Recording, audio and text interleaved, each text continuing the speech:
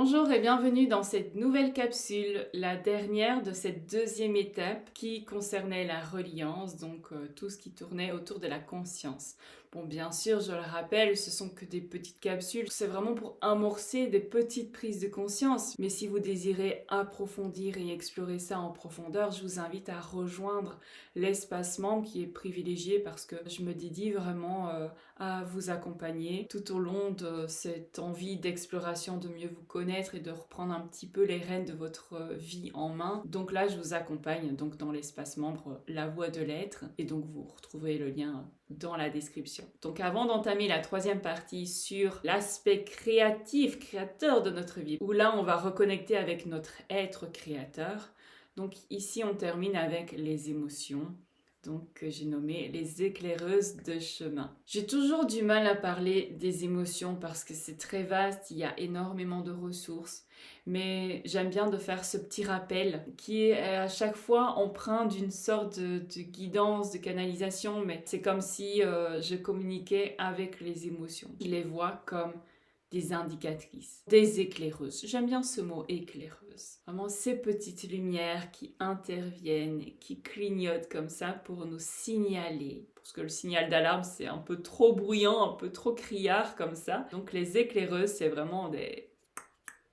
Et attention, il serait peut-être temps de prêter attention à ce qui se passe. On a une mauvaise relation avec nos émotions. Donc ça c'est un désapprentissage, donc un déconditionnement à opérer en soi, afin de pouvoir étudier comment nous, chacun d'entre vous, considérer une émotion, ou un sentiment. Donc le sentiment, c'est plus une émotion ou un mélange d'émotions associées à des pensées. Donc ça vient créer toute une palette de sentiments parce qu'il y en a aussi une myriade. Par contre, les émotions, il n'y en a que 6. La joie, la colère, la tristesse, la surprise, le dégoût et la peur. Le reste, ce sont des mélanges d'émotions associés avec des pensées.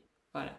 Donc, on a, comme dans le film Vice Versa, que je vous invite à voir si vous ne l'avez jamais vu, nous avons chacun un tableau de bord, un tableau de commande, où chaque bouton va venir appuyer sur un sentiment, une émotion, etc. Et donc, nous allons avoir un comportement associé.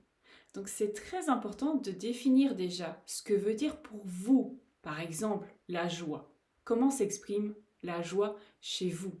Pas en général. Parce qu'on a établi une définition générale, mais par exemple, l'amour qui n'est pas une émotion.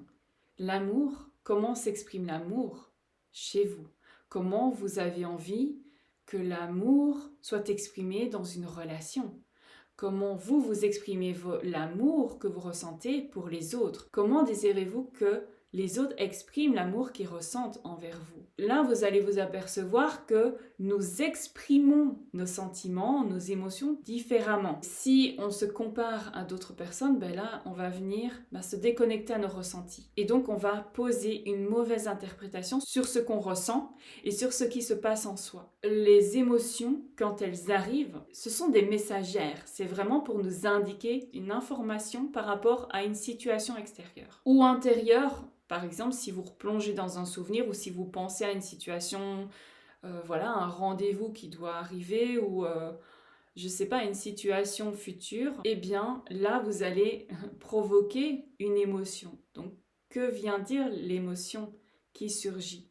Donc c'est vraiment une indication, c'est juste pour apporter plus de clarté à ce qui se passe en vous et le pourquoi ça se passe. Et donc vous pouvez agir en conséquence suite à ça. C'est vraiment pour pouvoir être vraiment maître de la situation, donc tendre vers la maîtrise de soi, afin de ne pas devenir ou de ne pas rester les marionnettes de nos émotions. Mais ça demande de bien les sonder. Je ne vous demande pas de partir à la chasse aux informations, à l'inspection de chacune des émotions qui vous traversent, mais c'est quand elles vous traversent, au moment où elles vous traversent, de vous arrêter, de poser de la conscience dessus et de vous interroger. Qu'est-ce que vous ressentez? Qu'est-ce qui se passe? Pourquoi vous ressentez ça? Ah, c'est dû à ça. Ok. Est-ce que je peux faire quelque chose ou pas? Par exemple, si vous vous tracassez, si vous n'avez aucun pouvoir dessus, sur une situation extérieure, eh bien, ça ne sert à rien de vous tracasser. Je sais, vous l'avez déjà entendu. Mais le mettre en pratique, c'est autre chose. C'est pour ça que moi, je vous accompagne dans l'espace membre pour pouvoir être là pour pouvoir vraiment s'exercer et mettre en pratique. C'est pas de la théorie, c'est vraiment pratiquer. Parce qu'on a absorbé énormément de théorie, donc ce qui nous manque, c'est vraiment de pratiquer et d'avoir un soutien pour pratiquer. Parce que ça demande de l'énergie, ça demande des efforts. Et on a aussi d'autres endroits, d'autres espaces dans notre vie, dans notre quotidien, où placer de l'énergie. Donc, parfois, on n'a pas assez de ressources internes pour pouvoir faire face vraiment à cette gestion émotionnelle. C'est pour ça que c'est important de se faire accompagner, quel que soit l'accompagnement. Selon moi, il faudrait des écoles, des espaces pour désapprendre tout ce que l'on a emmagasiné, tout ce que l'on nous a fait croire sur nous-mêmes, pour pouvoir réapprendre à vivre, mais par rapport à nous, par rapport à notre fonctionnement unique. Parce que nous, on s'est basé sur un modèle factice, un modèle qui ne représente pas du tout la majorité des êtres humains. Et donc, c'est important de pouvoir se déconditionner, désapprendre, pour pouvoir réapprendre en fonction de soi et d'ajuster après aux situations et aux personnes. Mais ça demande d'abord de tout enlever et après d'aller explorer et hop.